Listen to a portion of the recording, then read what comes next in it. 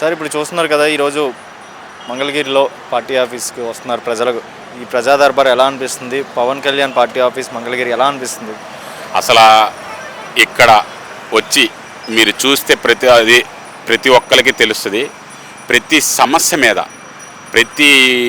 ఈ జిల్లా నుంచి కూడా మంగళగిరి పార్టీ ఆఫీస్ పవన్ కళ్యాణ్ గారి ఆఫీస్ కాడికి అర్జీలు పట్టుకొని చాలామంది తెల్లవారి 6 అయితే వచ్చి కూర్చుంటే ఇక్కడ కూర్చొని వాళ్ళ సమస్యలు చెప్పుకోవడానికి ఒక దేవాలయం దగ్గరికి, దేవుడి దగ్గరికి ఎలా వెళ్తారో భక్తులు, అలాగే పవన్ కళ్యాణ్ గారి దగ్గరికి ప్రతి ఊళ్ళు కూడా చిన్నపిల్లలు కానీ, వికలాంగులు కానీ, ముసలోళ్ళు కానీ, వయసుకి సంబంధం లేదు, ప్రతి ఒక్కరు కూడా అర్జీ పెట్టుకోవడానికి ఇక్కడికి వస్తున్నారు. అంటే ఏంటి, పవన్ కళ్యాణ్ గారు అంటే ఒక భరోసా, ఒక నమ్మకం. ఎందుకంటే ఆయన ఒక భగవంతుడిలాగా మాట ఇస్తే మాట తప్పడని ఒక భరోసా ఉంది కాబట్టి ప్రతి ఊళ్ళు కూడా ఇక్కడికి వచ్చి అర్జీలు ఇవ్వడానికి వస్తున్నారంటే దానికి నిదర్శనం అదే. పవన్ కళ్యాణ్ గారు చేతిలో డిప్యూటీ సీఎం, పంచాయతీలన్నీ ఆయన హ్యాండ్ ఓవర్లో ఉంటాయి. గతంలో జగన్మోహన్ రెడ్డి పంచాయతీలకి ఫండ్స్ ఇచ్చాము, 3,500 కోట్లు అనేది ఇచ్చాము అంటున్నారు. 3,500 కోట్లు వెళ్ళలేదని కూటమి ప్రభుత్వం అంటుంది. ఈ 3,500 కోట్లు వెళ్తే అభివృద్ధి జరిగింది, కానీ ఎటెళ్ళి అని వీళ్ళు క్వశ్చన్ మార్క్గా మార్చారు.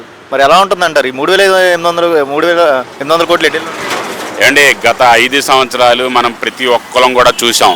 వాళ్ళు ప్రజల సొమ్ముని రాక్షసుల్లాగా పీక్కి తిన్నారు కనుక వాళ్ళు ప్రత్యేకంగా చెప్పవసరంలో వాళ్ళని ఒక పెద్ద దొంగలు. వాళ్ళు ఈ డబ్బంతా కూడా స్కామ్ చేశారు. దాన్ని తొందరలోనే పవన్ కళ్యాణ్ గారు బయట పెడతారు. అది తొందరలోనే ఇది నిజాలు బయటకు వస్తాయి. అప్పుడు తెలుస్తుంది వీళ్ళు ఏం చెప్తున్నారా, ఈ 300 కోట్లు ఏమైనాయి అన్నది అప్పుడు తెలుస్తుంది. కంగారు పడవద్దండి, వాళ్ళకి ఇంకా 4-5 రోజులు, 2 నెలల్లో మొత్తం బయటకు వస్తాయి. ఎందుకంటే అదే పని మీద పవన్ కళ్యాణ్ గారు రోజు కూడా ఇగో చూడండి, ఇప్పుడు 10 అవుతుంది టైం, పవన్ కళ్యాణ్ గారు రెడీ అవుతున్నారు ఆఫీస్కి వెళ్ళటానికి. ఎందుకంటే పవన్ కళ్యాణ్ గారు కుటుంబాన్ని కూడా దూరంగా ఉండి ఆఫీసులోనే పడుకొని ఆఫీసులోని ప్రజల కోసం ప్రతి ఒక్క సమస్య కోసం పనిచేస్తున్నారు.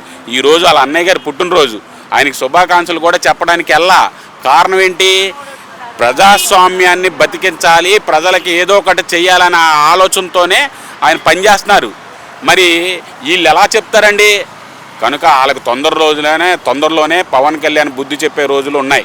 కనుక వాళ్ళు ఆవేశపడొద్దండి, మీకు దగ్గరలోనే మీరు చేసిన తప్పులన్నీ ఒప్పుకునే రోజులు ఉన్నాయి. ఓకే సార్, ప్రజా దర్బార్ గురించి ఏం చెప్తారు? ప్రజా దర్బారు సూపర్ అండి. ఈ కాన్సెప్ట్ కూడా చాలా మంచిది. పవన్ కళ్యాణ్ గారు 21 ఎమ్మెల్యేలు కూడా రోడ్డు మీద కూర్చోబెట్టి ప్రజల కోసం, ఏ గవర్నమెంట్లైనా ఎమ్మెల్యే గారు పొద్దున్న 12 గంటల రోజుకి పనిచేయడం చూసారా? 1 గంట పని చేసి వెళ్ళిపోయి ఉంటారు నాకు తెలిసి. కానీ పొద్దున్న 10 గంటలకల్లా వచ్చి సాయంత్రం 9 గంటల వరకు ప్రజల కోసం, ప్రజా దర్బార్ కోసం పనిచేస్తున్నారంటే పవన్ కళ్యాణ్ గారిని ఏ స్థాయిలో మనం గౌరవించాలి సార్. కనుక ప్రజలకు కూడా ఈ మీడియా ద్వారా ఒకటి చెప్తున్నా, చిన్న సమస్యలు కాకుండా ఇంపార్టెంట్ మీకు అక్కడ జరగలేని అయితేనే రండి. మరి భార్య కొట్టింది, భర్త కొట్టాడన్న సమస్యలకి ఇక్కడికి రాకుండా. ఎందుకంటే ఆ పెద్ద సమస్యల్లోకి మనం కల్పించాలి. ఇది చాలా విలువైన అవకాశం. దీన్ని పాడు చేయకుండా మంచి మీ ఊర్లో జరగని సమస్య అయితేనే రండి, చిన్న వాటికి రావద్దని ఈ సందర్భంగా కూడా ప్రజలకి నేను తెలియజేసుకుంటున్నాను.